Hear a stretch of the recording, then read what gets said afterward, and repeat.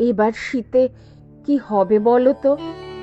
তাই তো ভাবছি গো, আমাদের গরিবদেরই যত চিন্তা।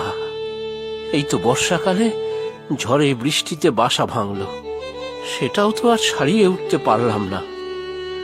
এরই মধ্যে চলে আসলো শীত, আর যে পেরে উঠছি না গো। সবই আমাদের কপাল। ভগবান কি একটিবারও মুখ তুলে চাইবেন না আমাদের দিকে? কথায় বলে না, আশায় বাঁচে চাষা। তো সুদিনের আশাতেই তো দিন রাত মেহনত করি। একবার যদি একটু ভালো ফসল পাই, তাহলে বাসাটা একটু মেরামত করতে পারি। কিন্তু মেরামত না করলে শীতে ঘরে থাকবো কিভাবে? ভাঙা চাল থেকে হু হু করে ঠান্ডা হাওয়া ঢুকবে। কটা টালি যদি বদলে দিতে পারতে। টালি বদলালে কি হবে গো?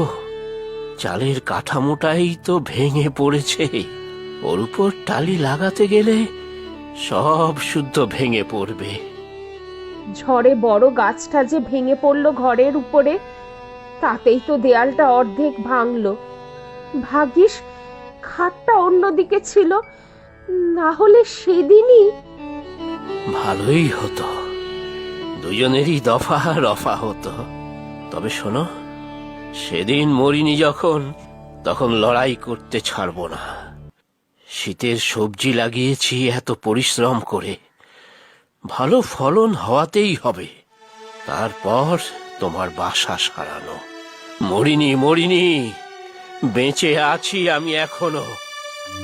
সত্যি গো, মাঝে মাঝে ভাবি কি ধাতুতে তৈরি তুমি, কখনোই হাল ছাড়ো না। চাষির ঘরের ছেলে আমি, হাল ছাড়লে চলবে? মাটি কামড়ে লড়াই করতে হবে, জীবন মরণ লড়াই। বাঁচতে আমাদের হবেই।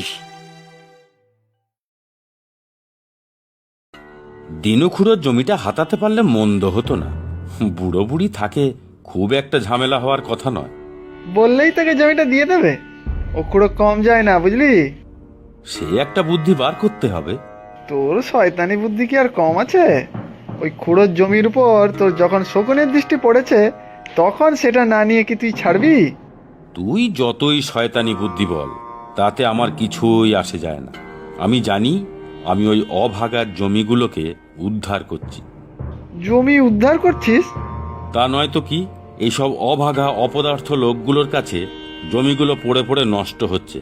আমি সেই জমিগুলোকে হাতিয়ে নিয়ে ইটভাটা বানাচ্ছি, ফ্ল্যাট বানাচ্ছি, কারখানা বানাচ্ছি।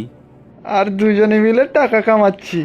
সত্যি রে ঝন্টু, তোর মতো শয়তান আমি দুটো দেখিনি। কি গো, গেলে তো মন্দিরে, তা হাতে করে আবার কি নিয়ে এলে?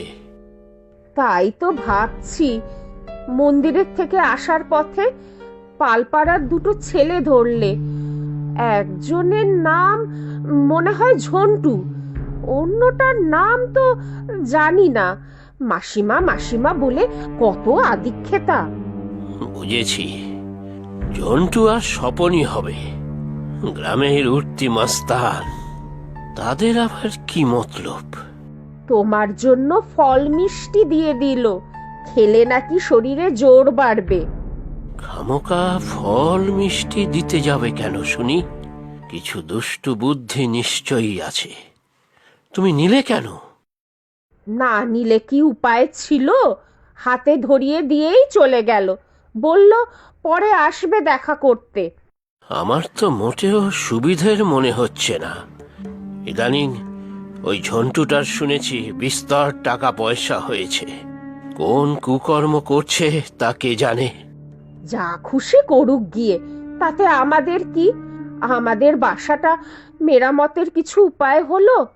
না, মুরব্বী মশাইয়ের কাছে তো গেলাম যদি কিছু সুরাহা হয় তার জন্য।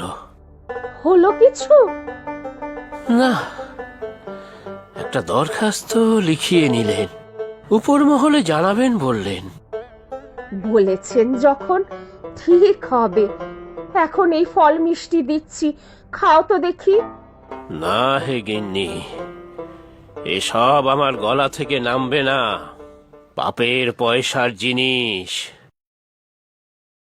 কি হে মুরব্বী মশাই, বুঝলেন কিছু? তা না বোঝার মতো কি আছে, সব একেবারে পরিষ্কার। দিনখুড়োর টাকা পয়সা কিছু নেই, বাড়ি ঘরও সব ভেঙে পড়েছে। সাহায্যের জন্য দরখাস্ত দিয়ে গেল।